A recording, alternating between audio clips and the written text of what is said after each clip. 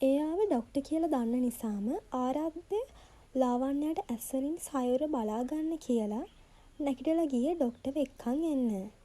Doctor කිව්වට මොකද? ඔය ඩොක්ටර් කාරයා ආරාධ්‍යගේ යාළුවෙක්. මොකද බං උඹේ මූණත් එක්ක මැලවිලා ගිහින් මට පේන විදිහට පොඩි එකාට කලින් උඹට බේත් දීලා ඉන්න වෙයි වගේ. අකිල එහෙම කියන ගමන් ඇතුළට එන්න කියන්නත් කලින්ම ආවේ ආරාධ්‍යව කලින් ඉඳන්ම දන්න නිසාමයි. උඹ දන්නවනේ අකිල මට ඉතුරු ඒ පණ ටික විතරයි කියලා. ඉතින් සයුරට ඔහොම දෙයක් වුණත් මට දරා ගන්න අමාරුයි බං. හරි.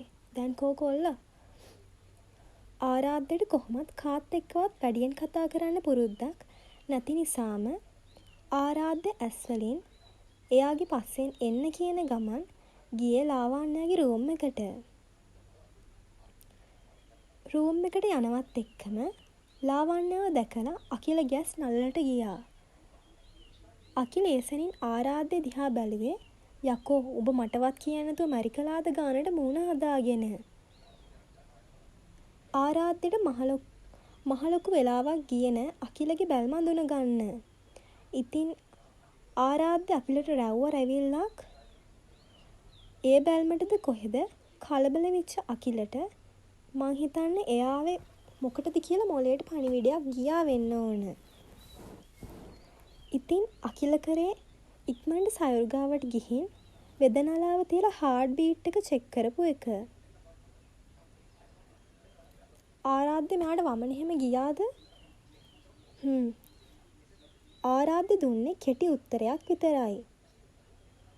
මං හිතන්නේ විනාඩි 5කින් අකිල නිගමනයකට ආව වෙන්න ඕන. ආරාධ්‍ය කලබල වෙන්න දෙයක් නම් නෑ. මේ දවස්වල චූටි ළමයින්ට වෛරස් එකක් තියෙනවා. මං හිතන්නේ සයුරට හැදිලා තියෙන එක. මේ ටික දීලා බලන්නකො හෙට උදේ වෙද්දී අඩු වෙලා තියෙයි. thank you Akila. ආරාධ්‍ය එහෙම කිව්වේ අකිල දික් කරපු කොලේ අතට ගන්න ගමන්. ඒ මොකටද? නෑ ඉතින් ඔබට තියෙන වැඩවල හැටියට එන්න කියපු ගමන් ආවට. ඕක මොකක්ද ආරාධ්‍ය? ලාවන්‍ය විතරක් රූම් එකේ තියලා දෙන්න කතා කරම අකිලගේ වාහනේ ගාවට ආවා. එහෙනම් ආරාධ්‍ය මං යනවා. එහෙම කියලා වාහනේට නගින්න ගිය අකිල ආයෙ හැරුණේ අහන්නම හිටිය දෙයක් අමතක වුණා ගානට. මේ කවුද ඔය කෙල්ල? අම්මේ උඹටත් උඹ ආරාධ්‍යට වාක්‍ය සම්පූර්ණ කරන්න ඉඩක් හම්බුන්නේ නැහැ. හරි ඉතින් මං හිතුවේ ඒ අපේ නංගිගේ යාළුවෙක් යකෝ. ඊගාවට කියන්න යන්නේ මොනා වුණත් බලු කතාවක් කියලා දන්න නිසාම ආරාධ්‍ය එහෙම කියලා දැම්මේ අකිලගේ කටින් බලු කතාවක් කියවෙන්න කලින්. අප්පට සිරි එහෙමද? අඩෝ සෝරි හොඳේ වැරදියට වටහා ගත්තට. එහෙනම් කොල්ලෝ අපි ගියා. ආරාධ්‍ය කරේ බර හුස්මක් පහලට දැම්ම එක. ලාවන්‍ය සයුර පොඩ්ඩක් බලා ගන්න පුළුවන්ද? මම මේ බේත් ටික අරන් එනකන්. හරි අයියේ. දැන් මට පුළුවන්. ඔයාගේ වැඩක් කරගන්න. ලාවන්‍යගේ ඇඳෙන් නිදාන් ඉන්න සයුර උඩට අරන් යන්න වඩා ගන්න ගමන් ආරාධ්‍ය එහෙම කිව්වේ ලාවන්‍යට බැල්මක්වත් නොදී. යකා මූඩ් ඇක්ටිවේට් වෙලා වගේ. ආරාධ්‍ය එහෙම කියද්දී ලාවන්‍යයට හිතුනේ එච්චරමයි. ලාවන්‍ය කරේ මොකුත් නොකියම ඒ දිහා බලන් හිටපු එක.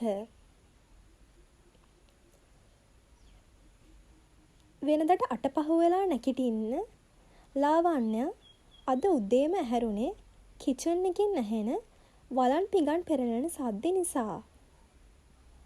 ලාවන්‍යගේ රූම් එක තිබ්බේ පහළ නිසාම කිචන් එකේ හට්ටි මුට්ටි පෙරලෙන සද්දේ කන අස්සේ මියුසිකල් ෂෝ එකක් දාලා වගේ තිබුණා. කිචන් එකේ ඉන්නේ සිරියලතා කියලා හිතලා ලාවන්‍ය කරේ ඇස් දෙකක් පොඩි කර කරම කිචන් එකට ගිය එක. ලාවන්‍යගේ නිදිමත කොහෙන් ගියාද නෑ. එතන හිටියේ වෙන කවුරුත් නෙවෙයි. ආරාධ්‍ය.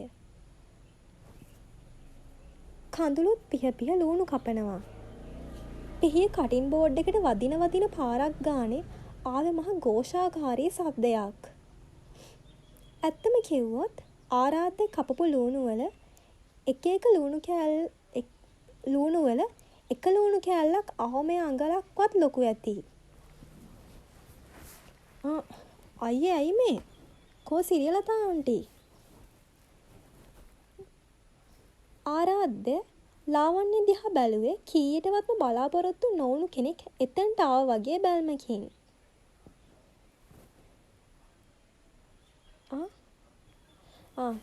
එයාගේ අක්කගේ දුව ලොකු වුණා කියලා එයා එහෙ ගියා. තව දවස් 3ක්වත් යයි එන්න. සායුට අඩුයිද අයියේ දැන්? ආරාධ්‍ය කරේ ඔව් කියන්නේ කෙටි උත්තරයක් දීපු එක. දෙන්න මං කරන්නම්.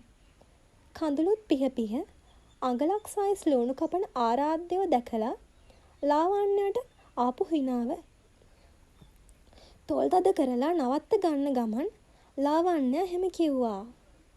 පැත්තකට වෙලා ඉන්නවා මං කරගන්නම්.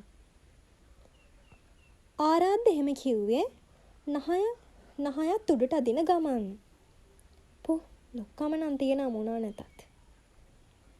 ලාවන්‍ය එහෙම හිතුවේ ආරාධ්‍ය ඒක කියපු විදිහට. ආයමත් කටින් පයින්නාව හිනා පාලනය කරගන්න ගමන්. ආරාධ්‍ය කියන දේ ගණන් ගන්නේ නැතුව ලාවන්‍ය කරේ එතන තිබ්බ බෝල් එකක් අතට ගත්ත එක. එකපාරක් කියවම තමුසට තේරෙන්නේ නැද්ද? පැත්තකට වෙලා ඉන්නවා. ඒ පාර නම් ආරාධ්‍ය ඒක කිව්වේ කලින්ට වඩා කටහඬ බර කරලා.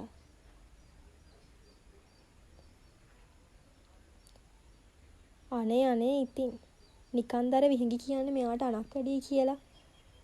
ඔව් පැත්තකට වෙලා හිටියොත් එහෙම මටත් කන්න වෙන්නේ මෙයාගේ මේ ලොකු ලුණු කෑලි දාලා හදන විකාර කෑමක් තමයි. මට නම් මොන හරි කියමුකෝ. අර අසනීප වෙලා ඉන්න සයොර දෙයියනේ. ඒ ළමයට තියෙන ලෙඩෙත් වැඩි වෙයි. අතට ගත්ත බෝල් එක සෝද කල්පනාවක වැටිලා හිටපු ලාවන්‍යගේ කල්පනා ලෝකෙ බිඳුනේ ආරාධ්‍ය දඩස් ගාලා පිහි කටින් බෝඩ් එකට අතහැරපු පාරට. පිහිය කටින් බෝඩ් එකට දඩස් ගාලා අතහැරපු ආරාධ්‍ය ලාවන්‍ය දිහාට බැල්මක්වත් නොදී කිචන් එකෙන් එළියට ගියා. මල පැනලා වගේ. එහෙම හිතපු ලාවන්‍ය ටික වේලාවකින් එයා හදපු කෑම ටික බෝල් වලට බෙදලා අරන් ගිහින් කෑම මේසෙන් තියද්දිම උඩ ඉඳන් නිදිමර ගාතේ පහලට ආවේ සයෝර. ලාවන්‍ය කරේ එයාගේ අතේ තිබ්බ අන්තිම බෝල් එක ඒකත් මේසෙන් තියලා දුවලා ගිහින් සයෝර වඩා ගත්ත එක. දැන් අඩුයිද පැටියෝ ඔයාට? ලාවන්‍ය කරේ ඒ පුංචි බෙල්ලටයි නළලටයි පිටියක්ම තියලා බලපු එක. උණ බැහැලා ගිහින් සයුර් ආයේ යථා තත්ත්වයට පත් වෙමින් ඉන්නේ කියලා ලාවන්‍යයට ඒකෙන් කන්ෆර්ම් කරගන්න පුළුවන් වුණා.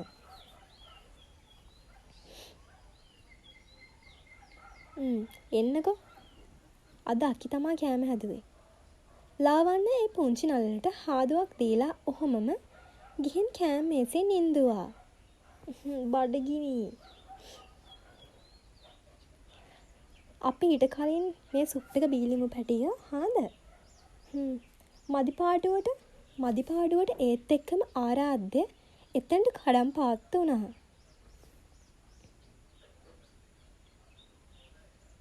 සයෝර් ඔයාට මොනවද ඕන? මං ගිහින් මොන හරි අරන් එන්නම්. යකෝ මෙච්චර මේ කැම්පේනි පෙනිත් ලොකුකම නම් අඩුවක් නෑ. ආරාධ්‍ය දිහා තප්පරයක් බලන් හිටපු ලාවන්‍ය ඊගාව තප්පරේ කෑම මේසට ඇස් අරන් ඇවිත් එහෙම හිතුවා. මොනවද මණිකෝට ඕන? අනේ තාත්තී යකි නූල්ස් හදලා. මං ඒව කන්නම්කෝ පවුනේ අක්කේ. සායුර චූටි කටත් උල් කරගෙන එහෙම කියද්දි ලාවන්‍ය ආරාද්දට දුන්නේ හොඳ වැඩේ වගේ බැල්මක්. හැමදාමත් වගේ සයුර ඉස්සරහා පරාජය පිළිගන්න ආරාධ්‍ය කරේ දත් මිටි කාගෙනම ඒ තරහා ලාවන්‍යගේ පිටින් පිට කරන්න ඇස් ඉරක් වගේ හීනි කරගත්තේ ඇහි බැමි එකට යාවෙද්දී. උපරිම තප්පර දෙකක් ලාවන්‍ය දිහා ඒ විදිහට බලන් ඉඳලා කෙලින්ම එළියට ගියා. තප්පර 20කින් විතර ඇහුනේ ආරාධ්‍යගේ කැබ් එක ගේට් එකෙන් එළියට යන සද්දේ. විනාඩි 5කින් විතර ආයෙමත් ආරාධ්‍ය කැබ් එක ගේට් එකෙන් අස්සට දැම්මා. ඒ වෙද්දිත් සයුර් හිටියේ ලාවන්‍ය සයුර්ටම කියලා හදපු සුප් එක බිබී. මැනිකෝ ඕක බීලා උඩට එන්න බේත් තියනවා බොන්න. ආරාධ්‍ය සයුර් දිහා බලලා එහෙම කියාගෙන උඩට ගියා. සයුර් උඩට ගියාමයි ආවෙත් නෑ. ලාවන්‍ය තොලක් පවුට් කරන් එහෙම හිතලා එයත් කාලි ඉවර වෙලා රූම් එකට ගියා. විනාඩි 5කින් විතර ලාවන්‍ය ආයේ රූම් එකෙන් එළියට ආවේ වතුර එකක් බොන්න කිචන් එකට යන්න. කිචන් එකට යන්න ආව ලාවන්‍ය දැක්ක දෙයින් එක තැනම නතර වුණා. හම්මේ අයියේ ඔයාගෙත් මයිල් ගහේ ඉඳන් බොරුව නේ යන්නේ. ලාවන්‍ය කටින් පයින්නාව හිනාවත් තද කරගෙනම එහෙම හිතලා කිචන් එකට නොයා ආය රූම් එකටම ගියා. දැන් ඕක ලාවන්‍ය දැක්ක කියලා දැනගත්තොත් ආරාධ්‍යට පොළොව බලන් යන්න හිතෙයි. ලාවන්‍ය කිචන් එකට යන්න කලින් යද්දි අච්චර ලොක්කම දාපු ආරාධ්‍ය හිටියේ ලාවන්‍ය හදපු නූල්ස් එකෙන් ටිකක් ප්ලේට් එකට දාගෙන කන ගමන්. රසයි හැබැයි. ඒක කද්දි ආරාධ්‍යට හිතුනේ එච්චරමයි. හනේ මුටත් ඉතින් කෑමක් දැක්කම නම්බුව බල්ලට. බලපන් දැන් විනිලැජ්ජාවයිනේ. ඔහොම බෑ ආරාධ්‍ය හොම් බෑ. ලොක්කම දැම්මා වගේ මේක කන්ටිනියු කරන් ඵලයන්. බලපන් දැන් උඹේ විතරක් නෙවෙයි මගේ නම්බුවත් ඉවරයිනේ.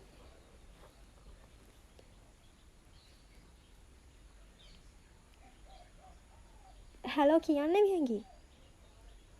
මේ මං හෙට එනවා ලෑස්ති වෙලා ඉඳපන්. අපි ගිහින් වෙන රෙන්ට් එකට තැනක් බලමු.